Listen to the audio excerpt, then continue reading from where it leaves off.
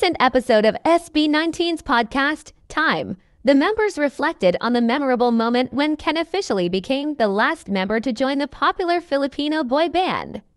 The group members, Josh, Pablo, Stel, and Justin, shared candid insights about that pivotal time, highlighting both their expectations and amusing anecdotes. Kahit isa sa atin. Naalala ko ka, sabi mo nung kinontak mo si Ken, ay mo, di ba, maganda yung profile picture ni Ken. Sabi mo sa akin, ako, Justin, papalitan ka nito ng visual. Kaya grabe yung disappointment ano. Kaya grabe yung ano na ito, nung dumating si Ken. Hindi, kasi ako lagi dinidin. Wala naman akong ganun reaction. Naalala nyo yun, di ba? Pero feel ko totoo yung sinabi ni Sel. Ganun si Pablo. Wala akong ginawa. Hindi. Ibenta sa inyo. Ganito kasi yan. So, naghahanap ka ng isang member.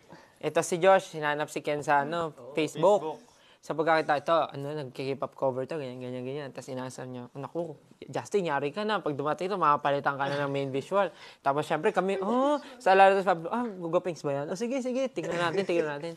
Eh, itong Ken, hindi ko alam kung 5 hours ba itong naglakad sa kalsada nung araw na yun. Pagkadating niya, sabi talaga ni Pablo, wala ako Piling ko talaga, totoo yan. Wala ako ganun reaction. Oo, ganyan reaction mo lagi. Alam mo yung tingin niya, titingin siya, tapos parang, kilala ko siya eh. Oo nga kilala din kita nung unang... Di ba nakasama ko yung amigo ba Oo yun? nga. Doon sa kumanta ko. Pero siguro dahil nga, Yung araw kasi na yun, parang naka-jacket siya pero galing sa labas. feeling ko kasi ang taas ng expectation mo na parang, kaya nakita mo na siya, tapos yung pag-hype pa nila, Josh, parang hindi ganyan, tapos nakita mo siya, sabi mo talaga, Kasi hindi ko makakalimutan yun. Yung kulay ng... Piling ko totoo yan. Yung sinabi kay Totoo yan. Ay, sinabi kay G22. Siguro ganun ito. Ito ba yung sure mo? Sinabi yung G22. Ganyan. Nung dumating si Ken, gumanyo ka talaga. Nasa meeting room pa tayo nun. Sabi mo talaga, naka pa siya, pink na sweatshirt, naka-gray na jogging pants, tas black yung bag niya na snapback. Green. Gray. Yung buhok ko yung green ata nun eh. Oo, costume yun. Blonde. Ang buhok mo, Blonde medyo siya. brown. Orangey brown. Parang Yung init. Parang galing sa init yung yung kulay. Ganon. Tapos gulo-gulo yung buhok. Hindi, siya nun yung kimpi na ganun. Kimpi O, diba? It's very clear. Sobrang clear. Naalala ko nun. Nakaganon ka pa rin, ikaw yung nasa kabisera ng upuan nun eh. Tapos pagdating niya, gumanon siya. Tapos tinignan mo pa siya ng ganon. Tapos tingin sa Pasok niya, parang...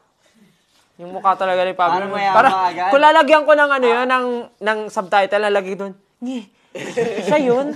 Ganon na ganon yung reaction mo. Piling ko totoo talaga eh. Promise. Oy, ba't madami beses natin pa nag-usapan dyan, yung mga ugali natin dati, no?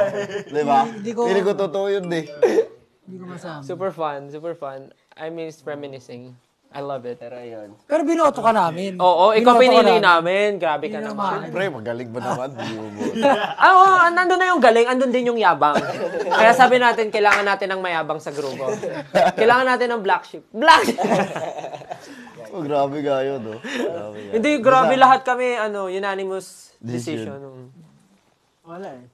Pinili kita over tropa ko, Ken. Siyempre. Binenta kita maigi nun, pre. Bago lahat. Ayaw pa nung mga to nung una. Pero kasi 'di ba nung nakapasok ka